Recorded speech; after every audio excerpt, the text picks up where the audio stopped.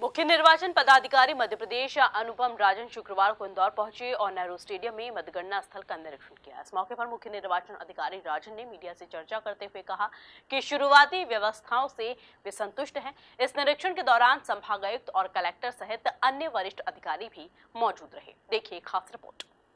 मध्य प्रदेश में विधानसभा चुनाव के लिए 230 सीटों पर हुए शांतिपूर्ण मतदान के बाद अब 3 दिसंबर को मतों की गिनती का काम होना है। प्रदेश भर में मतगणना स्थल तैयार किए जा रहे हैं और लगातार निर्वाचन कार्य से जुड़े अफसर व्यवस्थाओं को अंतिम रूप देने में जुटे हुए हैं। इसी कड़ी में मुख्य निर्वाचन पदाधिकारी अनुपम राजन शुक्रवार को इंदौर पहुंचे और मतगणना स्थल का बड़ी बारीकी से निरीक्षण किया।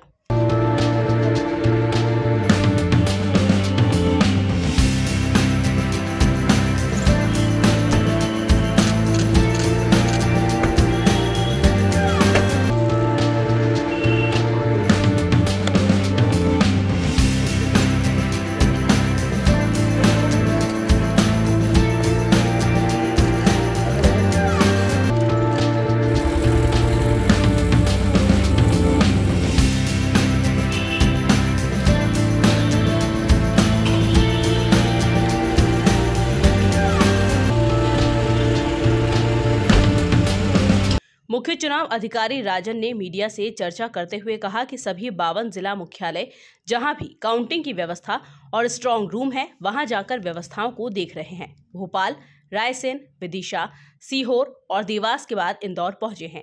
यहां की व्यवस्थाएं बेहतर हैं, सुरक्षा के पुख्ता प्रबंध किए गए हैं।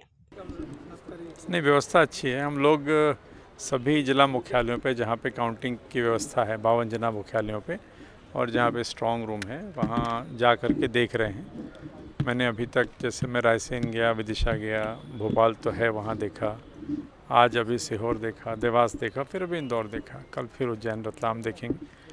अन्य अधिकारी भी अपने अपने अलग अलग ज़िलों में जाके देख रहे हैं। व्यवस्था सभी जगह बहुत अच्छी है। आप जितने स्ट्रांग रूम हैं, जैसे यहाँ भी देखा, हर जगह सेंट्रल फोर्सेस की निगरानी में है। सेंट्रल जो CAPF जिसको हम कहते हैं, आर्म फोर्स है, उनकी निगरानी में है। चाहे वो CISF हो, ITBP हो, BSF हो, CRPF हो, सभी लोग हैं। इसके अलावा सभी जगह पे CCTV कैमरे लगे हुए हैं। पॉलिटिकल पार्टी के लोग भी बैठे हैं सभी जगहों पे, और उनकी एक बड़ी सी स्क्रीन लगी है। यहाँ पे तो काफ़ी बड़ी स्क्रीन लगी हुई है, जिस पे वो 9 विधानसभा के 9 स्ट्रांग रूम के आपको दरवाजे दिख रहे हैं। उनसे भी चर्चा हुई, उन्होंने भी अब संतोष व्यक्त किया, संतुष्टि जताई व्यवस्थाओं से। और काउंटिंग हॉल्स की अभी व्यवस्था चल रही है। मतगणना जो में ये इस बात का ध्यान रखा जाता है कि कैंडिडेट कितने हैं कहाँ पे, और पोलिंग स्टेशंस कितने हैं, तो उसके हिसाब से हम लोग टेबल्स की संख्या बढ़ाने पे। एक दिक्कत ये भी है कि रूम की साइज़ के एक लिमिटेशंस हैं, आप बहुत ज़्यादा टेबल की संख्या नहीं बढ़ा सकते। प्रयास ये ज़रूर होता है कि मतगणना जल्दी समाप्त हो, राउंड को कम किया जाए, लेकिन काउंटिंग एजेंट की संख्या, मतदान केंद्रों की संख्या, ये सभी का ध्यान रखना पड़ता है।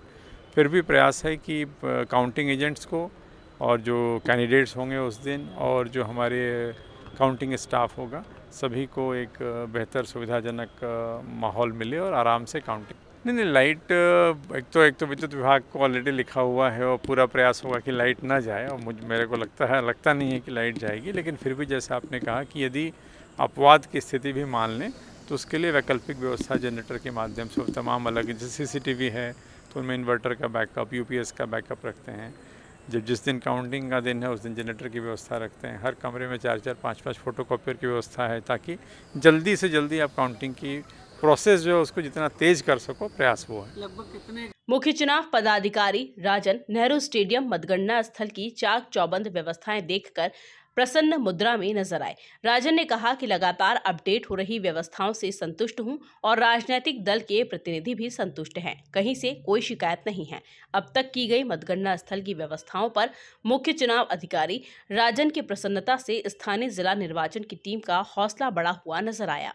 तो लगातार व्यवस्था चल रही, काम तो अभी चल ही रहा है। अभी तो काउंटिंग 3 तारीख को, उसके पहले व्यवस्थाएं और बेहतर हो जाएंगी। लगातार प्रयास चल रहा है। नहीं, कहीं कोई शिकायत नहीं, कहीं कोई सुरक्षा को लेकर शिकायत नहीं है। किसी राजनीतिक दल से कोई शिकायत नहीं है। और मैं जहाँ मैं गया हूँ सभी जगह जो लोग वहाँ बैठे हैं उनसे चर्चा की, उनसे बात की, सभी लोग संतुष्ट हैं। सभी को बेहतर सुविधाजनक माहौल मिल सके इस बात का ध्यान रखा जाएगा। साथ ही इस बात का ख्याल भी रखा जाएगा कि विद्युत प्रदाय बाधित ना हो। अपवाद स्वरूप स्थिति बनी तो जनरेटर की भी व्यवस्था रखी जाएगी। साथ ही अन्य सुविधाएं जुटाई गई है। Bureau report, MP news, Indore.